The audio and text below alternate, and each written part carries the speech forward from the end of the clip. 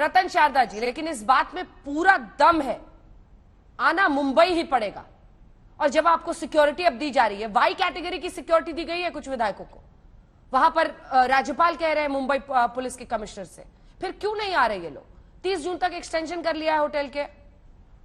देखिए, पहले एक मजेदार बात बताऊं मैं कि इनके जो आजकल उद्धव ठाकरे के गुरु बने हुए हैं शरद पवार जी, इन्होंने 1978 में अपने गुरु वसंत दादा पाटिल की सरकार गिराई थी इस बात को लेकर कि उनके डिप्टी चीफ मिनिस्टर ने उनकी बेइज्जती कर दी, उनके और उनके साथियों की, और खुद चीफ मिनिस्टर बने थे। तो ये लॉयल्टी की बात करें, ये लोग बात करें अपने गुरु की, तो बड़ा हास्यास्पद है। जिस तरह के आर्ग्यूमेंट दे रहे हैं ये भी बड़े हास्यास्पद है। एक बिल्कुल एक व्यक्ति ने सही कहा कि ये बहुमत सिद्ध करने की जगह कौन सी है? उस जगह है असेंबली। तो भैया असेंबली एक बड़ी खबर इस वक्त की बता रहे हैं, जैसा हम कह रहे थे पहले कि अब शायरी शोर में तब्दील हो रहा है, क्योंकि बागियों पर संजय राउत का बयान, जो 40 लोग वहां हैं वो जिंदा लाशें हैं, ये कहा है संजय राउत। जो 40 बागी वहां पर मौजूद हैं वो जिंदा लाशें हैं, यहां सिर्फ उनके शरीर वापस आएंगे। इसका क्या मतलब है? 40 विधायकों के शव यहां लौटेंगे, इसका क्या मतलब है? मैं बता दूं अंजना जी, एक सेकंड सर, एक बार मिस्टर गुप्ता, इसका क्या मतलब है? ये क्या बोल रहे हैं वो? देखिए, इसका अभी उन्होंने जो कहा है सुना तो नहीं हमने, आपने बताया है अब किस सेंस में कहा है, कि भावनाओं के उसमें कहा है, या कोई भी व्यक्ति, कोई पॉलिटिकल लीडर जब होता है वो किसी ना किसी आस्था के साथ जुड़ा होता है, जब उसकी आस्था किसी पार्टी के साथ मर जाती है तो फिर वो इंसान का शरीर ही क्या रह जाता है। तो ये बात हो सकती है। यहां उनके शव आएंगे कह देंगे, इसलिए सब यहाँ लौटेंगे। अब जो वो कह रहे हैं हम पोस्टमार्टम के लिए विधानसभा भेजेंगे, संजय राउत कह रहे हैं। तो वो जिस सेंस में कह रहे हैं वो सुनवाइए पहले, उसके बाद प्रतिक्रिया दी जा सकती है। जिस तरह से आप कह रही हैं इस पर प्रतिक्रिया नहीं दी जा सकती। ठीक है, जैसे ही वो आवाज आ रही है सामने, वैसे हम लोग जो भी लिख रहे हैं आज तक पर वो वर्ड टू वर्ड ही लिख रहे हैं, लेकिन आपको अभी भी यकीन नहीं है तो थोड़ा सा इंतजार भी कर लेते हैं। लेकिन अगर ऐसा है, रतन शारदा जी आप इस पर बोल रहे थे। देखिए, मैं ये कह रहा था कि इस सारी समस्या, जो सारा इस समय बवाल मचा, उस बवाल की जड़ में संजय राउत खुद हैं, जिन्होंने कभी कोई इलेक्शन लड़ा नहीं है और इलेक्टेड लोगों के साथ बदतमीजी से पेश आते हैं, अन्य पार्टियों के साथ बदतमीजी से पेश आते हैं, अजीब तरह के ये शब्द उपयोग करते हैं बड़े बड़े नेताओं के लिए। तो इनकी तो छोड़ दीजिए। मेरा ये कहना है कि जिन लोगों को चैलेंज कर रहे हैं कि ये यहाँ पर आके देखें, उनको पता होना चाहिए कि सारे के सारे एमएलए उसी जड़ में से, इन्होंने जो कहा ना तासीर, उसी तासीर में से निकले हैं। और अगर वो सड़कों पे आ गए तो शिवसेना के लिए जो आज की शिवसेना उसको समस्या हो जाएगी। ये चैलेंज आज से 3 दिन पहले एनसीपी ने दिया था, हिंट दे दिया था कि ये लोग सड़क पर आ सकते हैं। उसका अर्थ एनसीपी ने और शिवसेना ने सही लगाया और सड़क पर उतर आए। लेकिन वन वे स्ट्रीट है ये, जिस दिन टू वे हो गई तो आप सोचिए महाराष्ट्र का क्या हाल होगा। ये बिल्कुल गलत है। आप जनतंत्र को मानते हैं, सीधा है कि आप असेंबली बुलाइए, आपको पता है कि आपके साथ नहीं है। एक व्यक्ति ने कहा कि वहां वो सैर करने गए हैं, और यहाँ संजय राउत कह रहे हैं 40 ये लाशें हैं। तो अगर संजय राउत को पता है कि 40 लाशें वहां पड़ी हैं, तो भैया असेंबली की बुला लो, असेंबली बुला लो। सुप्रीम कोर्ट ने कहा था, जस्टिस मिश्रा ने सचिन पायलट के समय, assume a leader has lost the faith of persons while remaining in the party, they can't be disqualified. Then this will become a tool and no one can raise one's voice. The voice of dissent in a democracy cannot be suppressed. ये supreme court की judgement है। और आप उसके बाद देखिए, मध्य प्रदेश, कर्नाटक, गोवा, झारखंड, ये 2005 से लेकर अब तक के बार बार कोर्ट्स ने कहा है कि अगर ऐसी कोई समस्या हो तो 24 घंटे के अंदर असेंबली बुलाई जाए और वोट कराए जाए। जिस डिस्क्वालिफिकेशन के लिए लोग बात कर रहे हैं वो कानूनन बिल्कुल टिकती नहीं है, क्योंकि पार्टी के अंदर कोई एमएल आए न आए, उससे असेंबली के अंदर का उसका जो बर्ताव है उसका आप डिसाइड नहीं कर सकते। अगर वह असेंबली में विप जारी करते हैं किसी इलेक्शन, किसी बात के लिए, और उसको मान्य नहीं करते तो आप उसको डिस्क्वालीफाई कर सकते हैं। डिस्क्वालीफाई करने की इनकी असेंबली में जाने की हिम्मत है नहीं, इनकी जमीन पर लड़ने की हिम्मत नहीं। उनकी एब्सेंस में जमीन पर लोग उतर रहे हैं, जिनको उकसाने के लिए इनको 7 दिन लगे। 7 दिन तक इनके बंदे सड़क पे नहीं उतरे थे, कि अब 10 दिन हो गए, मुझे याद नहीं आ रहा। अब ये 3 दिन पहले एनसीपी के हिंट से ये सड़क पे उतरे हैं। तो इनका चाल चरित्र सारा, जो इनकी गुंडागर्दी है, ये लोग देख रहे हैं।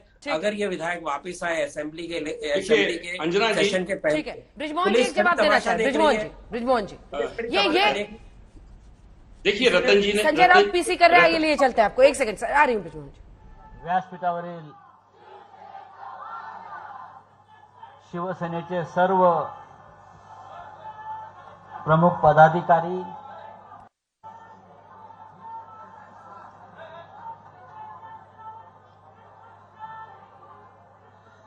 विश्वनाथजी नेरुरकर, विलास पोतनीस, संजय घाडी, म्हणजे सगळेच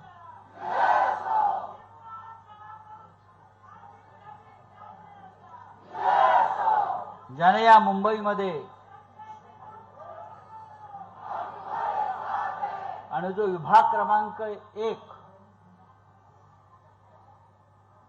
मध्ये वर्षानुवर्ष शिवसेनेचा बालेकिल्ला, शिवसेनेची खिंड लढवत ठेवली,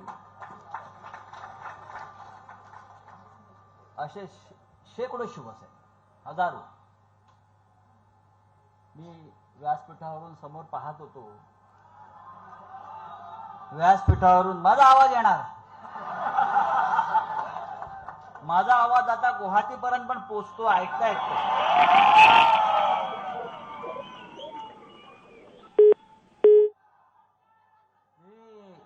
पाहिलं की माझ्या समोर हे सगळे जुने शिवसैनिक आहेत. बाळा राणे असतील, दारूवाले असतील, सगळे ज्याने वर्षानुवर्ष ही संघटना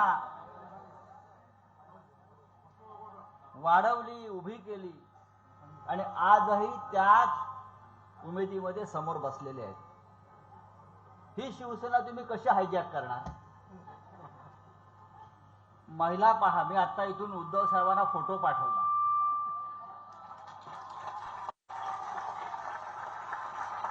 त्यांना जरा माझ्याशी बोलायचं होतं. मी म्हटलं कसं बोलणार, समोर बघा काय आहे ते. संपूर्ण मुंबईमध्ये अशा प्रकारचे मेळावे सुरू आहेत. गुवाहाटीला आपण पण जाऊन यायला पाहिजे. ते एक आमदार आहे कोणतरी, शहाजी बापू का काय म्हणतो, लई चांगले डोंगर आहे, झाड आहे, पाणी आहे. मग महाराष्ट्रात का स्मशान आहे का? हा, महाराष्ट्रात डोंगर नाही. अरे महाराष्ट्रात हॉटेल नाही. रॅडिसन ब्लू मध्ये मी आतापर्यंत 10 वेळा राहिलोय. मला माहिती आहे रॅडिसन ब्लू काय आहे. ते तिकडले मुख्यमंत्री आहेत हेमंत बिस्व शर्मा. संजय राउत अभी मराठी में बोल रहे हैं कुछ, गुवाहाटी, हेमंत बिस्व शर्मा सब पर जिक्र और चर्चा कर रहे हैं. जैसे ही हिंदी में वो कुछ बोलते हैं, हम आपको लिए चलेंगे. ब्रिजमोहन जी जवाब दीजिए. ये इस तरह की भाषा शोभा नहीं देती है सर. हम शव भेजेंगे विधानसभा पोस्टमार्टम के लिए और फिर आप कहते हैं कि आते क्यों नहीं है, चौपाटी कर रहे हैं. देखिए कि संजय राउत साहब की वो एक बहुत ही गंभीर राजनेता है और लगातार राज्यसभा के सदस्य सामना जैसे पत्र के वो प्रमुख संपादक है. तो उनकी किसी भी भाषा को या किसी भी बात पे टिप्पणी करने का अधिकार तो मुझको नहीं है. लेकिन मैं एक बात जरूर कहना चाहता हूँ कि उनके उसके भावार्थ को समझना भी जरूरी होगा कि पॉलिटिकल लैंग्वेज, कोई ये फिजिकल एसेसिनेशन की बात नहीं चल रही है कि ये एक पॉलिटिकल लैंग्वेज. जहां पर हिंसा और हमला हो रहा है, ये बहाना नहीं चलेगा ब्रिजमोहन जी. ये शायरी रखिए अपने घर में. जहां पर हिंसा, हमला, दफ्तरों पर, तानाजी के दफ्तर पर हमला हुआ है, वहां पर अब शव आएगा और शव को पोस्टमार्टम के लिए भेजेंगे. यहां तक बोलने की नौबत आ गई है सर. अंजना जी मेरी एक बात सुन लीजिएगा. देखिए कि जिन लोगों ने हमले किए हैं निश्चित रूप से शिवसेना के कार्यकर्ता, शिवसेना के ये, लेकिन ये हैं किनके? ये उन्हीं विधायकों के जो वहां पर जाके बैठे हैं. उनके विधायकों ने, उनके जो समर्थक लोग हैं जिन्होंने उनको विधानसभा में चुनाव जितवाने के लिए खून पसीना एक किया, सालों से उनके साथ कर रहे हैं, वो इनके इस हरकत से परेशान होकर उनके यहाँ पे अटैक कर रहे हैं और उनको रोकने के लिए महाराष्ट्र की पुलिस पूरी तरह से काम कर रही है. पूरी मुंबई के अंदर धारा 144 लगाई गई है और किसी को भी इस ढंग की हरकत करने से रोकने के लिए पूरी तौर से पुलिस को खुली छूट दी गई है.